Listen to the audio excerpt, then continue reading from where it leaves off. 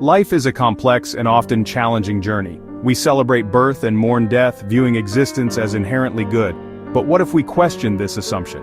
Anti-natalism, a philosophy gaining traction, dares to do just that. It proposes that bringing new life into the world is ethically problematic. This is not about celebrating death or wishing harm on those alive. Rather, it's about recognizing the potential for suffering inherent in existence. Anti-natalists argue that non-existence is preferable to life, as it avoids the possibility of pain and hardship. This perspective challenges our fundamental beliefs about life, death, and the ethics of procreation. It forces us to confront uncomfortable truths about the human condition.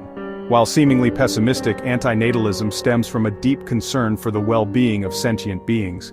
It raises important questions about our responsibilities to future generations and the legacy we leave behind. Anti-natalism is not about ending life but preventing it. It's about making a conscious choice to break the cycle of suffering that perpetuates through birth. This philosophy encourages us to think critically about the implications of our actions and consider the potential consequences of bringing new life into existence. It's a challenging but necessary conversation, one that forces us to confront our own mortality and the legacy we leave behind. Life is a tapestry, woven with threads of joy and sorrow. We cherish moments of happiness, love, and achievement, yet suffering is an undeniable aspect of the human experience. From physical pain and emotional distress to existential angst and the inevitability of death, suffering permeates our existence in countless forms. Anti-natalists argue that suffering is not merely an unfortunate byproduct of life, but an inherent part of it. They point to the prevalence of disease, poverty, violence, and natural disasters as evidence of the world's harsh realities.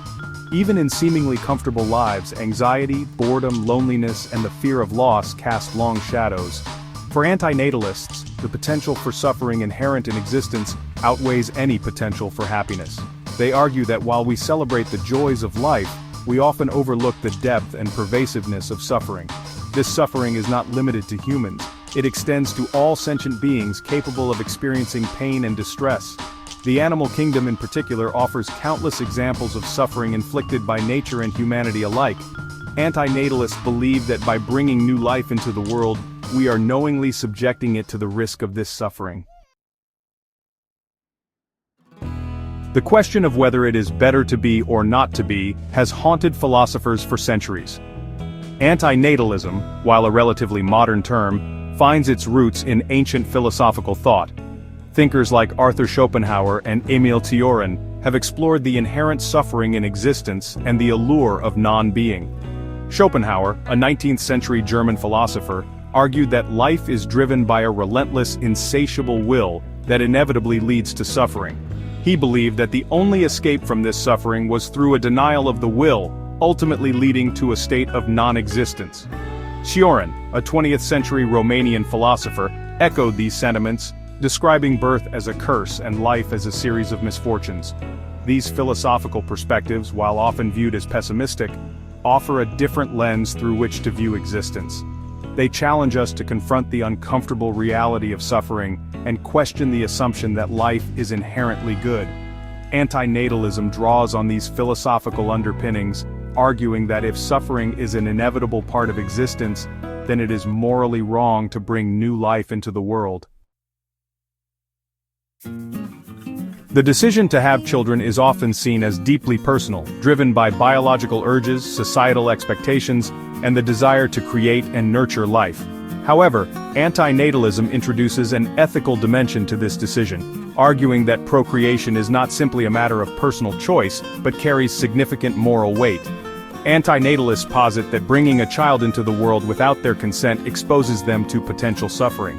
They argue that it is morally wrong to inflict the burden of existence on someone who has no say in the matter.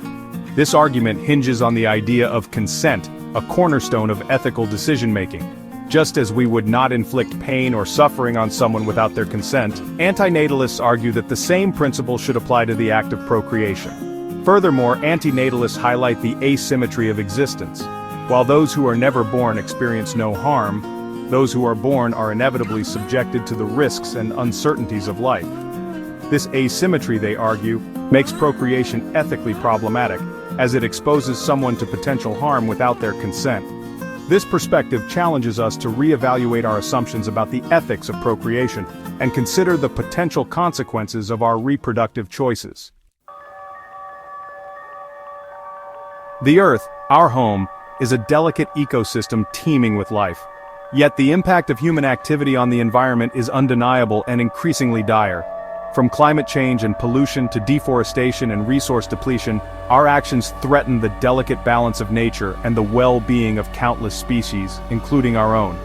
Anti-natalists argue that human existence, in its current form, is inherently unsustainable and detrimental to the planet. They point to the exponential growth of the human population and its increasing demands on the Earth's resources as evidence of our unsustainable trajectory. They argue that by continuing to procreate, we are exacerbating the environmental crisis and jeopardizing the future of all life on Earth. This perspective challenges us to confront the environmental consequences of our existence and consider the impact we are having on the planet. Anti-natalists argue that reducing the human population through conscious procreative choices is a necessary step towards mitigating our environmental impact and preserving the planet for future generations. While this view may seem radical, it highlights the interconnectedness of human existence and the health of the planet. The thought of a world without humans can be unsettling, even frightening. We are accustomed to seeing ourselves as the protagonists of our planet's story. However, imagining a future without humanity allows us to contemplate the Earth's resilience and the possibility of a world free from the burdens of human existence. Imagine a world where nature reclaims its dominion. Cities crumble, consumed by vegetation, and the scars of human activity gradually fade. The air and water purify and ecosystems regenerate, no longer burdened by human demands. Animals, free from human exploitation and habitat destruction, thrive in their natural environments. This vision, while hypothetical, challenges us to reevaluate our place in the grand scheme of things. It asks us to consider whether our presence enhances or diminishes the world around us. While a world without humans may seem empty to us, it could be argued that it is a world allowed to heal and flourish without the burden of human needs and desires. This perspective, while challenging, encourages us to think critically about our impact on the planet and the legacy we wish to leave behind. The fear of death and the unknown is deeply ingrained in the human psyche. We cling to life, seeking immortality through our legacies, our creations, and the continuation of our lineage. However, anti-natalism asks us to confront the possibility of non-existence, not with fear, but with acceptance. This does not mean courting death or wishing for our own demise. Instead, it is about recognizing that non-existence is not something to be feared, but a natural state, one that predates our birth and awaits us after death.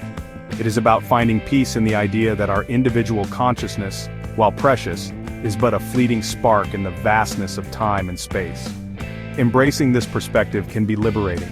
It allows us to release the anxieties and attachments that often accompany the fear of non-existence. It encourages us to live more fully in the present moment, appreciating the beauty and wonder of the world around us, knowing that it will continue to exist in some form long after we are gone.